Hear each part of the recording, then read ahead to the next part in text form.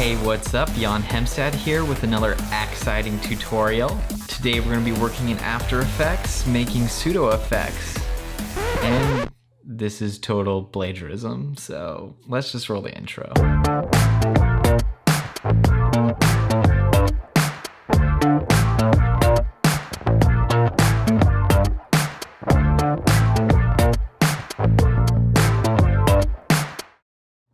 Alright, so today we're going to be learning how to make a pseudo effect. The one I've been working on for a little while is a way to extend a line. This kind of stemmed from actually using one of Video Copilot's plugins, Saber. Great plugin, go check out Video Copilot. A lot of the stuff I know about After Effects I learned from videocopilot.net. So if you want to go check out Andrew Kramer's stuff, it's great thing to learn from. I'm going to put this down. Today we're going to be learning about pseudo effects. It's basically a way in After Effects to make your own custom preset effects, along with its own set of custom controls and that sort of thing. Today we're going to be working with the effect Saber, but I'm going to make a way to modify Saber. Say you have a lightsaber analog that isn't quite long enough as long as you would want it to be, but you want to use your tracking data from that to actually extend it beyond what it is. So I wrote a JavaScript that actually does this and has a bunch of custom controls like rotation if you need to adjust it a little bit. To make custom effect settings, you have to modify the XML preset file in the After Effects application package. So we're gonna go do that right now. Alright, so here we are in our Adobe After Effects folder, and we'll go ahead and right click on the program and click Show Package Contents. Go into Contents there and scroll down, and we'll see Resources here. So in the Resources file, you'll come across a file called preseteffects.xml. This is what we'll be modifying. So go ahead and move this to the desktop. So Alt, drag that to your desktop. So if we go over to our desktop here, we'll see if our preseteffects.xml. Go ahead and open that with brackets is what I like to use here. You can use text edit as well. This first section of this XML document is actually just instructions on how to write the XML. Each tag has a specific set of required things, like you have to give it a name, or there's implied external IDs, but you can also give it a separate external ID. Either way, these are all instructions for how to write these. So I've set up my effect here. The match name, this is how I can reference it in After Effects. In this case, I'm calling it line extend. So the name, you need $/After Effects /presets /line extend equals the name. First thing I need is a slider, so this will be the amount I want to extend my line. I start with the slider tag because that's the type of thing I want, and then I have to give it a name. Name equals $After Effects preset. So these can't have spaces in them, but this can have spaces in. If you look down here, line start, this will be the actual displayed name, so it can have spaces. You can have spaces here, no spaces here. So your default state of these things, in case the slider is 0, I want it to be at 0. I put a slider minimum and a slider maximum, so this is how far the slider goes. You don't need to go much farther than that, but if you really, in some case, needed to go higher, I set the actual valid minimum that you can type into it as -100,000, valid maximum +100,000, and the precision I have is 0, so the slider will display in digits. Level of precision goes up and down like by decimals. So I want 0 decimals displayed. If I had 1 here, it'd be 1.0, or 0.0 is what would be displayed, to 0.00, so on and so forth. So next one I have is a point 1 of the line and point 2 of the line. So point 1, I'm going to have, I need a name for it. So same thing, $3 /AE /preset /line start is the name of this parameter, and then equals line start, the actual displayed name. So the default is written in percentages because your comp size can vary, and this is based on points in the comp. So I want the default to be in the very middle of the composition. So I just write 0.5, which means halfway from the top to the bottom on the, or halfway from left to right on x-axis, and on the y-axis up and down, 0.5. So it's a percentage per point, and then same thing for the second one, except this is gonna be the line end.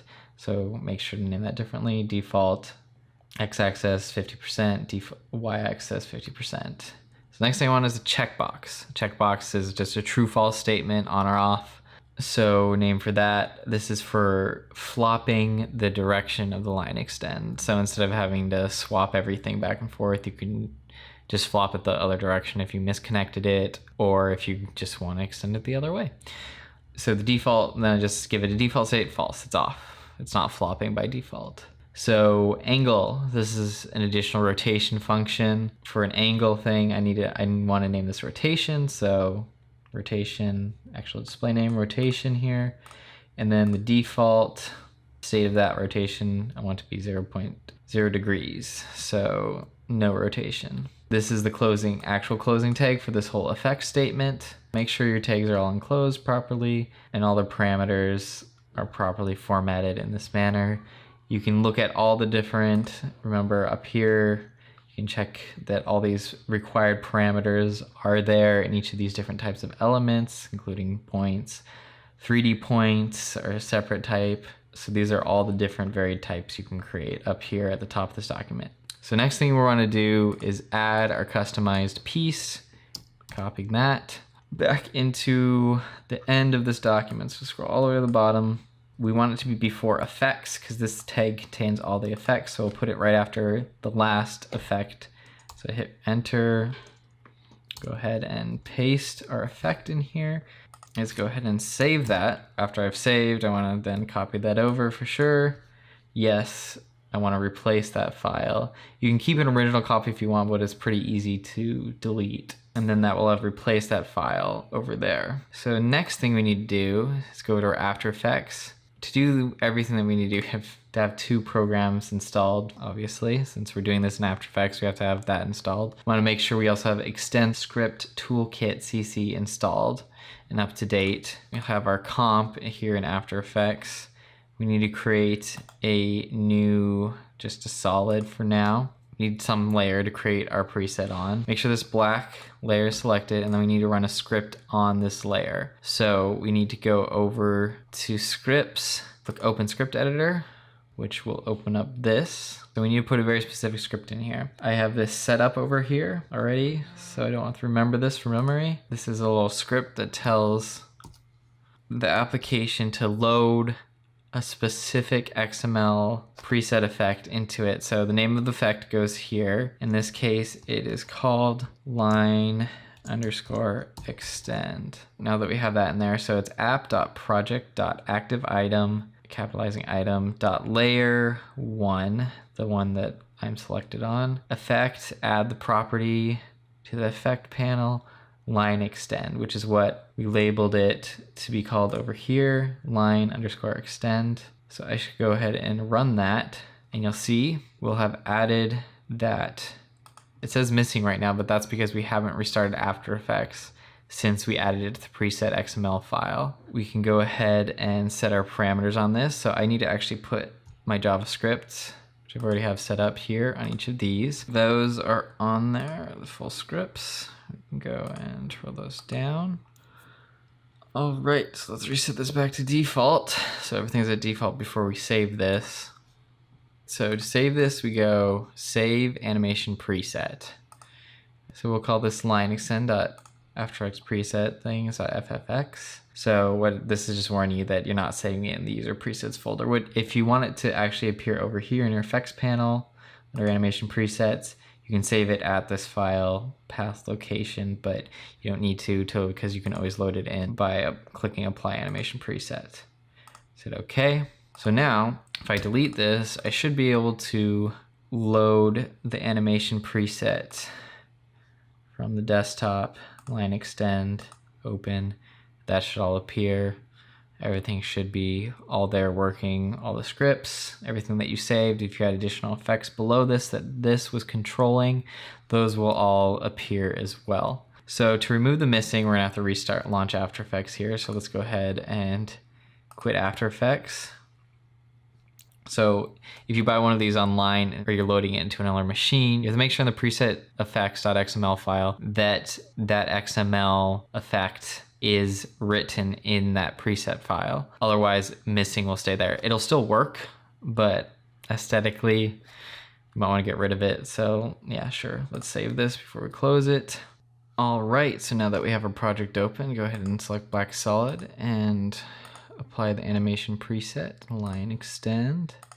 And now the missing should be gone because in the preset effects XML file, it pulled that from the file within the application package, and now it recognizes line extend. The story behind why I really originally did this was doing a lightsaber effect for fun on a project. When you apply Saber, it's got a ton of settings. It's an awesome plugin. I love it. But you can only de-extend the core from either end, but you can't extend it past these 2 points without manually going through and extending it, which you can do. But say you have some mysterious tracking data, ooh, where'd that come from?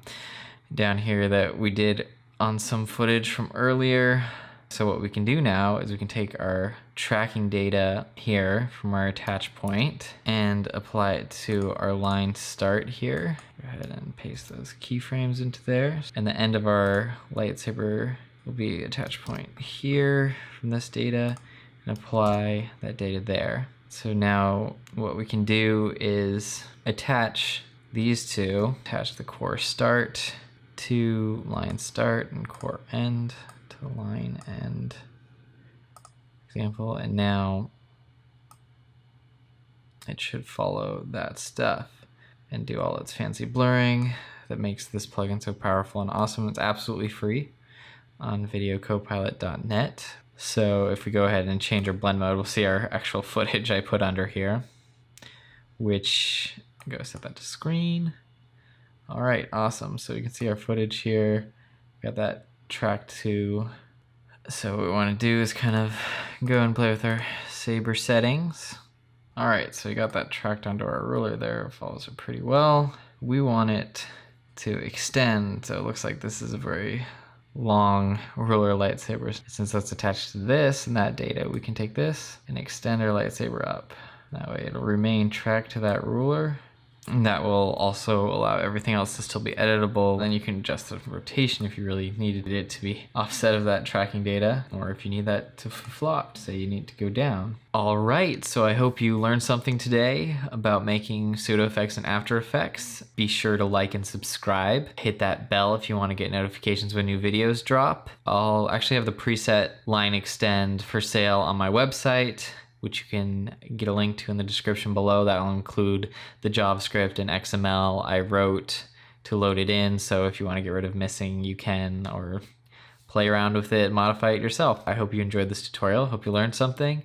So get out there and make something awesome. See ya.